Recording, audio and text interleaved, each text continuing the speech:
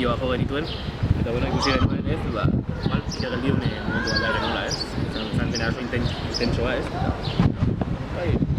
Bai, gero deskansatzeko baita ere ondo etorri da. Azkenean taldearekin ginala, zan konposizioko urte bete eta gero kontzertua beste urte bete. Orduan, pixka neketxua zan gustora, baina, pixka errepikatzen denean diska bat, bigarrengo diska bat, hirugarrengo diska bat, eta gero askotan esan duguna, gogoa genezkan gauza berri probatzeko, baita ere kautaren inguruan, konposizio aldetikan, beti garrantzi handia eman diogu, zer kontatu, eta orduan, iritsi puntu bat hirugarren diskarekin, ez zenoko gula oso garbi ez, baita ere zer kontatu, eta orduan, konposatu kautarekin guk ematen diogun garrantzi horri ez, konposatzeagatik eta kantuak guretzako hainbeste asetzen etzizkigutenak edo ez genokan gehiegi zer esan, orduan, pentsatu genuen atxeden bat hartzea eta proiektu ezberdinak, musika inguruan ibili gara eta hola, gauza berriak probatu ditugu, baina, bertan geratu direnak ez, eta hauen ikusten genuen unea zela berriz ere, beltatzeko gauza berriak kontatzeko genitulako.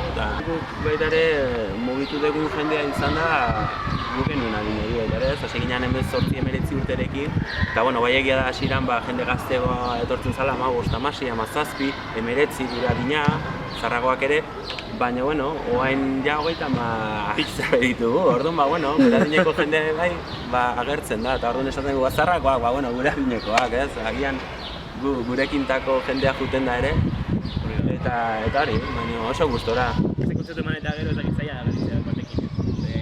Leku txikita jode gurik handitan eta benetan dago zerbait ez gustatzen eguna eta... Bai, denak daukate hori ez. Gazatzekotan zein... Zaila da. Hombre, oso zaila da, bat nigo goratzen nahi zibiliotu batean ez. Durangon oso berezi izan zen, hori...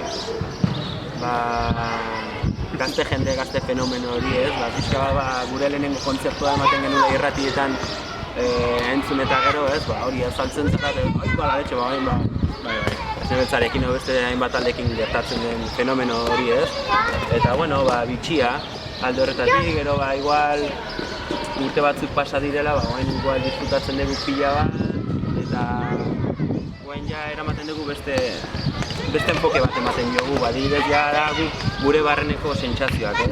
Egun disfrutatu dezakezu gehiago eta baita ere jendearekin, gure